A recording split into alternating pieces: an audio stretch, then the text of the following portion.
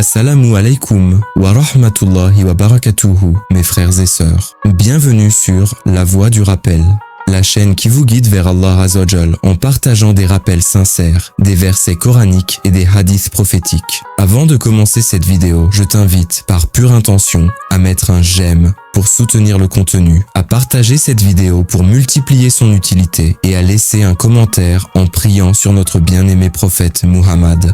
Paix et salut soit lui. Cela nous permettra aussi de voir combien de musulmans sont présents avec nous aujourd'hui. As-tu déjà croisé quelqu'un qui prie 5 fois par jour, mais dont le comportement te laisse perplexe? Un homme qui se prosterne à la mosquée, mais qui ment dans ses affaires. Une sœur qui récite le Coran, mais dont la langue blesse, juge, insulte. Un frère qui fait tarawih pendant tout le ramadan, mais qui coupe les liens familiaux, qui maltraite ses parents ou qui méprise ses voisins. Pose-toi cette question. Est-ce que l'islam, c'est juste prier, jeûner, faire le hajj? Est-ce que l'islam, c'est seulement des gestes? Ou est-ce aussi un cœur qui bat pour Allah, une âme qui respecte ses créatures, une langue qui propage la paix et un comportement qui reflète la lumière divine? Aujourd'hui, beaucoup d'entre nous réduisent l'islam à des rituels. On pense que tant que je fais ma salat, alors tout va bien. Mais l'islam, ce n'est pas que la prière.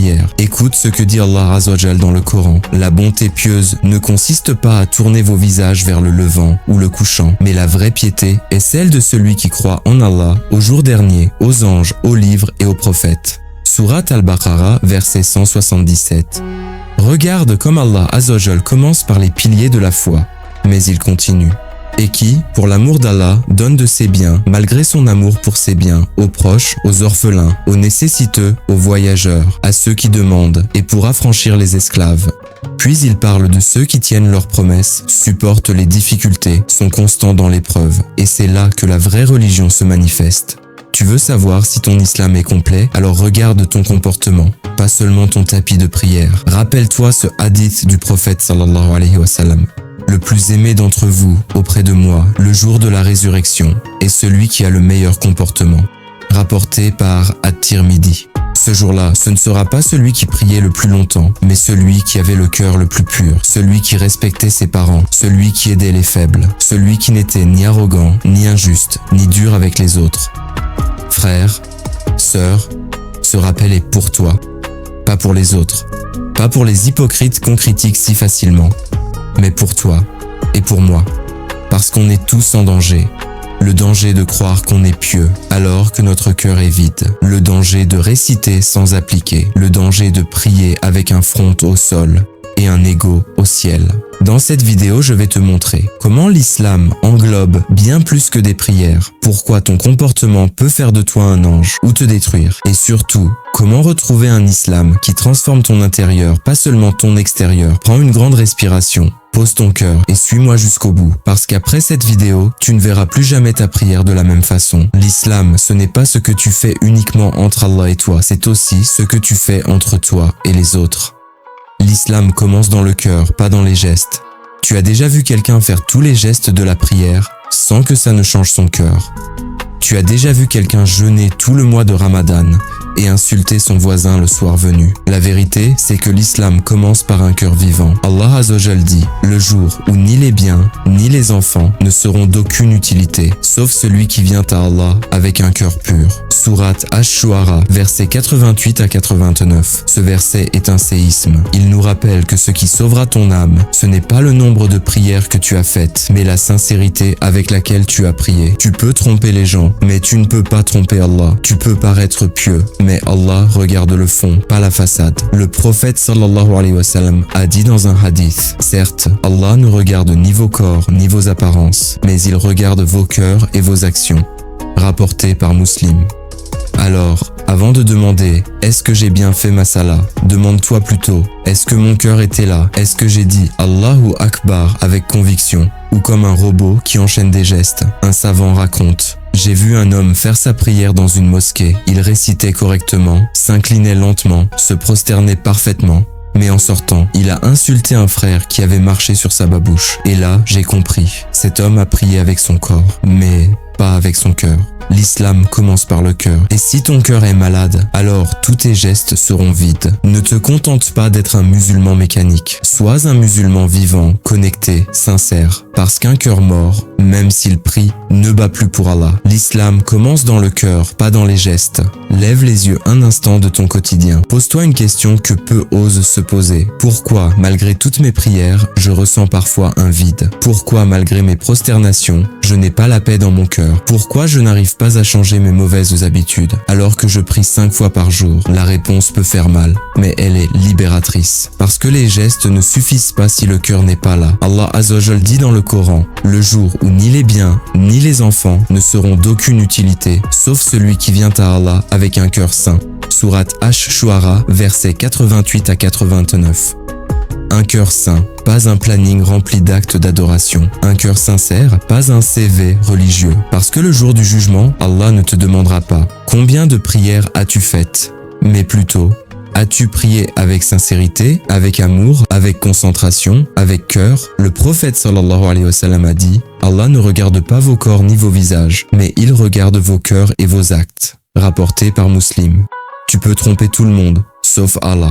Tu peux avoir une longue barbe, un grand siwak, un commis impeccable, un tapis brodé. Mais si ton cœur est rempli d'arrogance, d'orgueil ou de rancune, alors ton apparence ne te sauvera pas. On raconte qu'un jour, un homme pieux fut vu en train de pleurer à la mosquée. Il pleurait fort, faisait de longues invocations, levait les mains haut vers le ciel. Mais après la prière, quelqu'un l'a vu sortir, mais j'ai volé une sandale. Ce qu'il a fait avec son corps n'a pas été purifié par son cœur. Tu peux prier et rester injuste. Tu peux jeûner et calomnier. Tu peux faire le hajj et mépriser les pauvres. C'est pour cela que le prophète sallallahu alayhi wa sallam a dit « Il se peut qu'un jeûneur n'obtienne de son jeûne que la faim et qu'un prieur n'obtienne de sa prière que la fatigue. » Rapporté par Ibn Majah. Pose-toi maintenant cette question. Suis-je musulman par automatisme ou par amour pour Allah? L'islam, ce n'est pas une checklist. L'islam, c'est une transformation du cœur. Et ce cœur, quand il bat pour Allah, il purifie tout ce que tu fais. Et maintenant, écoute bien. La prière, le jeûne, la zakat, ce sont des piliers. Mais sur quoi se reposent ces piliers? Sur le comportement, sur la miséricorde, sur la bienveillance. L'islam, c'est aussi le bon comportement avec les autres. Tu fais peut-être toutes tes prières à l'heure. Tu jeûnes chaque lundi et jeudi. Tu dis même Alhamdulillah quand on t'éternue dessus. Mais si tu parles mal à tes parents,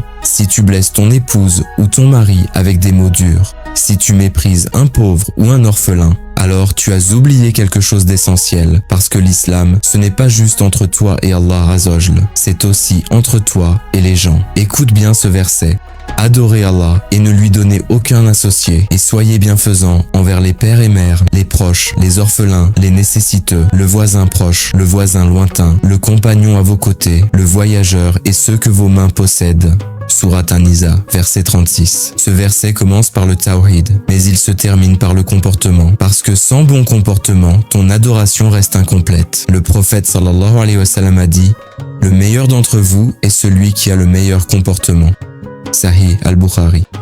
Et encore, rien ne pèsera plus lourd dans la balance des bonnes actions du croyant le jour de la résurrection que le bon comportement. Rapporté par Abu Daoud. Tu vois, ce n'est pas ton nombre de rak'at, mais ta manière de traiter ton frère, ta sœur, ton voisin, ton collègue, qui peut te sauver au jour dernier. Un jour, les compagnons mentionnèrent à notre prophète une femme.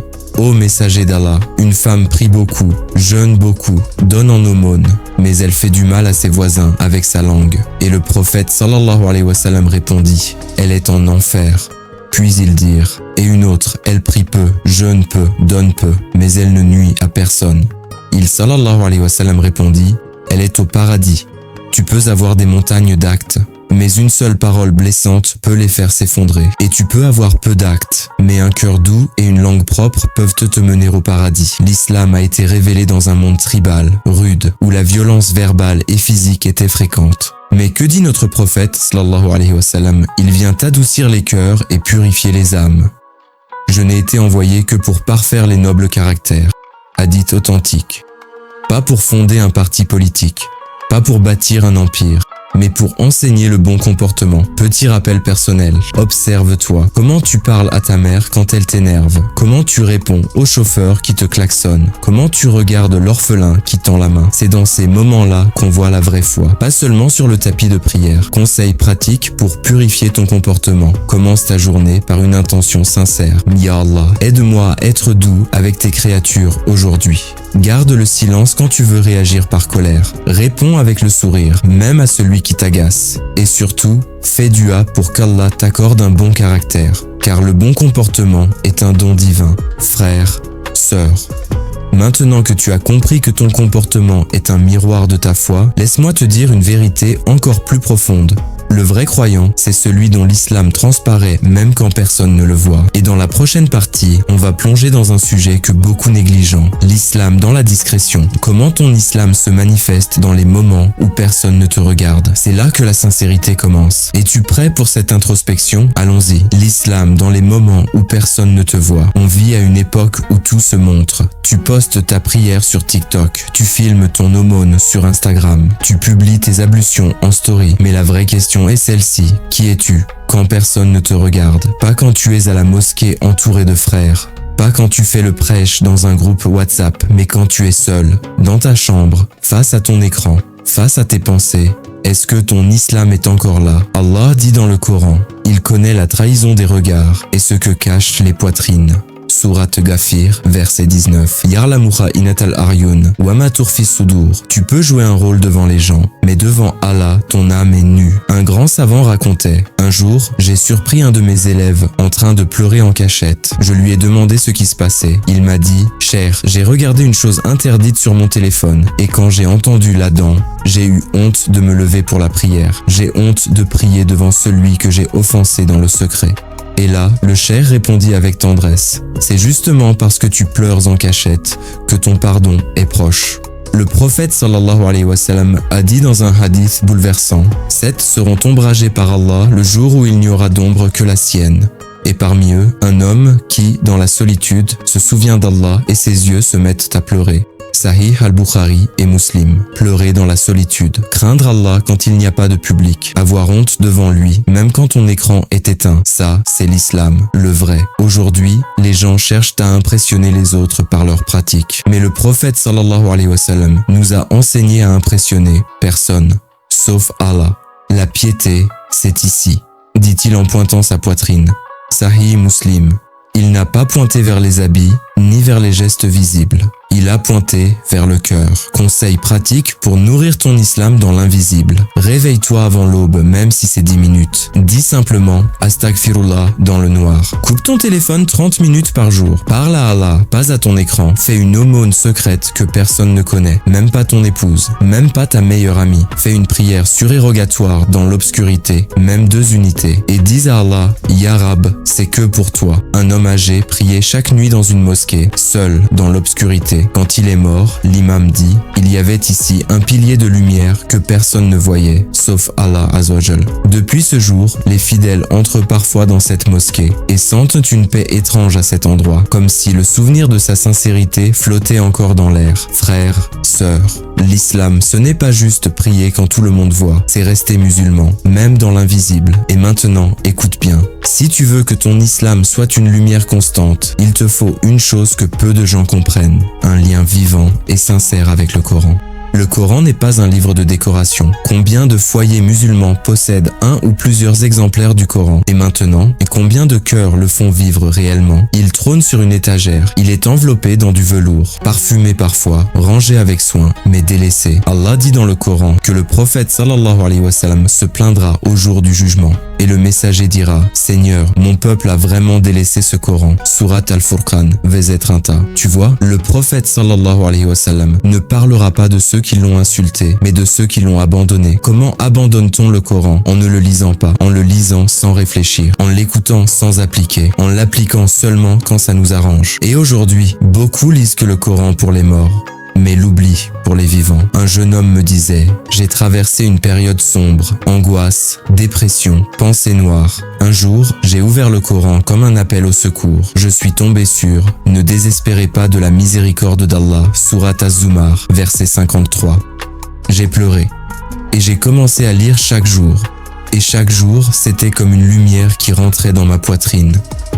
Aujourd'hui, ce frère enseigne le tajwid à des enfants. Là où il y avait la nuit, il a laissé entrer la parole d'Allah. Le prophète sallallahu alayhi wa sallam a dit « Le meilleur d'entre vous est celui qui apprend le Coran et l'enseigne », rapporté par Al-Bukhari. Tu veux devenir le meilleur? Oublie les likes, oublie les diplômes. Apprends ne serait-ce qu'une sourate et transmets-la. Comment faire du Coran un compagnon quotidien? Lis 5 versets par jour, pas plus, pas moins. Lis et réfléchis. Écoute une sourate chaque matin dans les transports, pas les informations. Le Coran. Note dans un carnet chaque verset qui te parle. Un par jour, chaque semaine. Choisis un verset à appliquer dans ta vie. Un seul, mais jusqu'au bout. Le Coran ne guérit pas quand il est fermé. Il ne change pas ta vie quand il est dans un tiroir. Il ne parle pas quand toi-même tu refuses de l'écouter. Le Coran, c'est une invitation au changement. Une lampe dans la nuit. Une boussole quand tu es perdu. Mais encore, faut-il avoir le courage de le rouvrir. Imagine-toi dans ta tombe, seul, et une voix s'élève. Je suis le Coran que tu récitais. Je vais t'éclairer aujourd'hui, frère, sœur. N'attends pas la mort pour faire vivre le livre. Tu veux savoir si ton islam était réel. Regarde ta relation avec le Coran. Mais il y a encore une chose si puissante que même le prophète sallallahu alayhi wa sallam l'a utilisée pour tenir face aux pires épreuves. L'invocation, la dua, l'arme oubliée du croyant. Tu as déjà vu quelqu'un lever les mains vers le ciel, avec des larmes dans les yeux, sans dire un mot? C'est ça, la dua. Ce n'est pas une formule magique, ce n'est pas un poème qu'on récite sans y penser. C'est une conversation intime entre toi et celui qui ne dort jamais, celui qui voit tes blessures, même quand tu les caches. Le prophète sallallahu alayhi wa sallam a dit « L'invocation, c'est l'essence même de l'adoration », rapporté par At-Tirmidhi. Tu entends? Pas un bonus. Pas un truc à faire quand tu as le temps. L'essence, le cœur, le noyau. Alors pose-toi la question. Combien de fois as-tu pleuré devant Allah, sincèrement, pas pour lui demander une voiture ou de l'argent, mais pour lui demander la guidance, le pardon, la paix intérieure? Un frère m'a raconté, j'étais en prison, coupé de ma famille, sans avenir. Un soir, j'ai fait une sujude et j'ai juste dit « Ya Rab, je suis fatigué ». Rien d'autre. Le lendemain, un gardien me donne un Coran, un autre m'offre une couverture et un troisième me dit « Accroche-toi, Dieu ne t'a pas oublié ». C'est là que j'ai compris qu'Allah répond, toujours, mais à sa manière. Allah dit dans le Coran « Invoquez-moi, je vous répondrai ». Sourate Ghafir, verset 60. Pas, peut-être, pas. Si tu es parfait. Non, il dit « Je vous répondrai ». Mais encore faut-il l'invoquer vraiment. Les clés d'une dua puissante. Parle avec le cœur, pas avec la langue. Invoque dans la solitude, surtout la nuit, entre toi et lui, personne d'autre. Commence par les louanges, puis envoie des prières sur le prophète sallallahu alayhi wa sallam. Pleure si tu peux, ou au moins, ressens cette pression dans la poitrine. Termine toujours par la soumission. Si c'est un bien pour moi, accorde-le-moi. Beaucoup disent « J'ai invoqué, mais Allah ne m'a pas répondu ». Mais en réalité, il a peut-être repoussé un mal, augmenté tes bonnes actions ou préparé quelque chose de meilleur. Tu ne le vois pas, mais lui, il sait. Et sa science est plus vaste que tes désirs. Rappelle-toi cette parole de Umar ibn al-Khattab radiyallahu anhu. « Je ne m'inquiète pas de savoir si Allah va répondre à mon invocation. Ce qui m'inquiète, c'est « Est-ce que j'ai su bien l'invoquer ?» La question n'est pas « Est-ce qu'il m'a entendu ?» mais est-ce que je l'ai appelé avec foi, avec amour, avec confiance? Tu as une arme plus puissante que toutes les armées, une corde entre toi et le ciel, et tu la laisses traîner. Pourquoi? Alors oui, l'islam, ce n'est pas que la prière, mais as-tu pensé à ton comportement, à ta relation avec les autres, à ce que les gens ressentent quand ils croisent un musulman? Parce que l'islam, c'est aussi un sourire, une main tendue, une parole douce, le comportement, miroir de ta foi, frère, sœur. Tu peux prier 5 fois par jour, tu peux jeûner chaque lundi et jeudi, tu peux lire le Coran d'une voix parfaite, mais si ta langue est une lame, si ton cœur est rempli de rancune, si tes voisins te redoutent au lieu de t'aimer, alors que vaut vraiment ta pratique? Le prophète sallallahu alayhi wa sallam a dit « Le croyant le plus parfait dans la foi est celui qui a le meilleur comportement ». Rapporté par At-Tirmidhi. Pas celui qui prie le plus, pas celui qui a la plus longue barbe, mais celui qui a le meilleur comportement. Tu vois ce que ça veut dire? L'islam, ce n'est pas que ce que tu fais dans la mosquée, c'est surtout ce que tu fais en dehors. Un homme au paradis. Un jour, le prophète sallallahu alayhi wa sallam dit à ses compagnons, un homme du paradis va entrer ici. Les compagnons ont vu un simple homme, rien d'extraordinaire. Un d'eux a décidé de le suivre chez lui. Il l'a observé. Rien d'extraordinaire dans ses actes. Il lui a demandé demandé « Qu'as-tu de spécial ?» Et l'homme répondit « Chaque soir avant de dormir, j'enlève de mon cœur toute rancune envers quiconque. » Tu entends ça? Ce n'est pas un miracle. C'est un cœur pur. Et c'est ça, le vrai jihad. Nettoyer ton cœur. Allah Azza wa Jal dit dans le Coran et dit à mes serviteurs d'exprimer les meilleures paroles. Surat Al-Isra, verset 53. Pas des paroles blessantes, pas de moqueries, ni d'insultes, mais des paroles qui soignent, qui réconcilient, qui élèvent. Tu peux toucher le front au sol 100 fois par jour. Mais si tu lèves la voix sur tes parents, si tu critiques ton frère dans son dos, si tu ignores un pauvre qui tend la main, l'islam, c'est aussi l'humilité avec les faibles, la patience avec les difficiles, la miséricorde avec les fautifs. Et si ton comportement fait fuir les gens, alors ce n'est pas seulement toi qu'il fuit, c'est l'image de l'islam qu'il rejette. Et ça, c'est grave. Comment travailler ton comportement? Observe la vie du prophète sallallahu alayhi wa sallam. C'est le modèle parfait. Choisis le silence plutôt que la médisance. Donne sans attendre en retour. Pardonne même si on ne s'excuse pas. Entoure-toi de gens qui t'élèvent.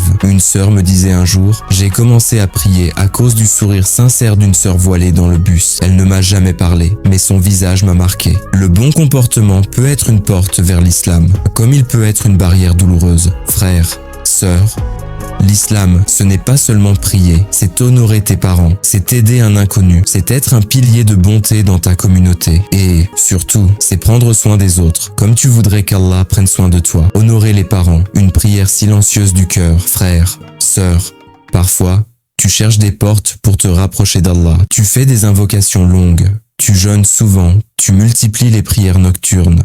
Mais as-tu regardé juste là, dans la chambre d'à côté? As-tu pensé à ta mère qui t'attend pour lui parler? À ton père dont le cœur se serre en silence parce que tu ne l'écoutes plus? Le prophète sallallahu alayhi wa sallam a dit « Le plaisir d'Allah réside dans le plaisir des parents et sa colère dans leur colère. » Hadith authentique rapporté par At-Tabarani. Tu veux qu'Allah t'aime? Commence par rendre heureux ceux qu'il a placés au-dessus de toi dans ta jeunesse. Un jeune homme raconte « J'étais absorbé dans ma pratique, prière, Coran, jeûne. Mais ma mère se plaignait souvent. Tu ne passes plus du temps avec moi, tu ne me regardes même plus. Je croyais qu'elle exagérait. Jusqu'au jour où elle est partie, sans que je lui dise « Je t'aime », sans un dernier regard. Depuis ce jour, je ne peux plus faire une seule prière sans pleurer, car j'ai compris trop tard que le paradis était à ses pieds. Tu peux jeûner 1000 jours, tu peux lire tout le Coran 10 fois, mais si tu hausses la voix sur ta mère, si tu ignores les larmes silencieuses de ton père, alors tu viens d'éteindre ta propre lumière. Allah Azza wa Jal dit dans le Coran « Et ton Seigneur a décrété n'adorez que lui, et soyez bons envers vos parents. Si l'un d'eux ou tous deux atteignent la vieillesse auprès de toi, ne leur dis même pas ouf et ne les repousse pas, mais adresse-leur des paroles respectueuses. » Surat Al-Isra, verset 23. Un simple ouf peut suffire à perdre la bénédiction du ciel. Et un merci, un regard doux, un massage de leurs pieds peut t'ouvrir des portes dans ta vie que même 1000 prières n'ouvriraient pas. Conseil pratique pour honorer tes parents. Appelle-les tous les jours, même pour 2 minutes. Demande pardon pour les fois où tu les as blessés. Offre-leur un cadeau inattendu, même symbolique. Laisse-les parler, même si tu as déjà entendu cette histoire 100 fois. Prie pour eux chaque nuit, surtout s'ils ne sont plus là. Et si tu as perdu tes parents, ne pleure pas seulement. Fais-leur sadaka jariya. Récite du Coran pour eux. Fais des duas sincères, parce que l'amour filial ne s'arrête pas à la tombe. Frère, sœur, l'islam, ce n'est pas seulement ce que tu fais à la mosquée, c'est aussi la tendresse que tu offres à tes parents, la main que tu poses sur leur dos fatigué et le sourire que tu leur donnes, même quand ton cœur est lourd. Pardonner, la preuve que ton cœur est connecté à Allah, frère, sœur. Il est minuit, tu as fait ta prière, tu as lu ton Coran, mais dans ton cœur, il y a un nom. Celui qui t'a blessé, celui que tu n'arrives pas à pardonner. Et si je te disais que ce blocage dans ta vie, cette porte fermée, ce poids sur ta poitrine, n'est peut-être pas dû à un manque de prière, mais à ce pardon que tu refuses de donner. Allah Azza wa Jal dit qu'il pardonne et absolve. N'aimez-vous pas qu'Allah vous pardonne?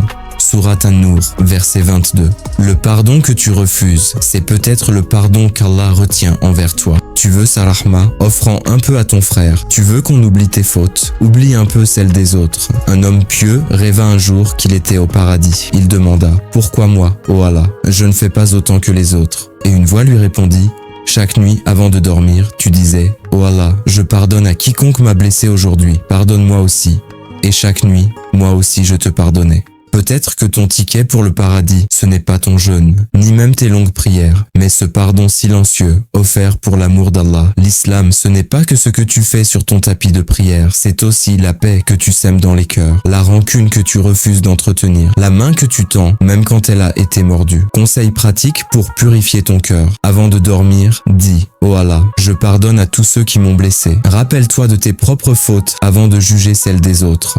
Offre un dua à ceux qui t'ont fait du mal, même si c'est dur. Laisse ton cœur respirer. Le pardon est un parfum, pas une faiblesse. Tu vois mon frère, ma sœur, l'islam ce n'est pas que la prière, c'est aussi la prière de ton cœur. Un cœur qui pardonne, qui aime, qui s'incline devant la vérité, même quand c'est difficile.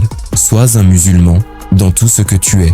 Frère, sœur, ce rappel, ce n'est pas une critique, c'est un appel à l'équilibre. Oui, prie beaucoup, mais ne limite pas ton islam à la prière. L'islam, c'est penser aux autres comme tu penses à toi-même. Pardonner avant même qu'on te le demande. Donner quand personne ne te regarde. Parler avec douceur même à celui qui te fait du tort. Aimer pour Allah, pas pour les intérêts. Le prophète sallallahu alayhi wa sallam n'était pas seulement un homme qui priait. Il était le meilleur mari, le meilleur voisin, le plus doux avec les enfants, le plus juste avec les ennemis. Il a dit, le meilleur d'entre vous est le meilleur envers sa famille. Hadith authentique. Tu veux être un bon musulman, alors commence chez toi, avec ta mère, ton épouse, tes enfants, ton voisin. L'islam, ce n'est pas que des mots arabes récités. C'est un comportement qui inspire, un sourire qui rassure, un cœur qui reflète la lumière divine. Mon frère, ma sœur, ne te contente plus de prier comme un musulman. Vis comme un musulman, aime comme un musulman, parle, marche, dort, travaille et meurt en état d'islam.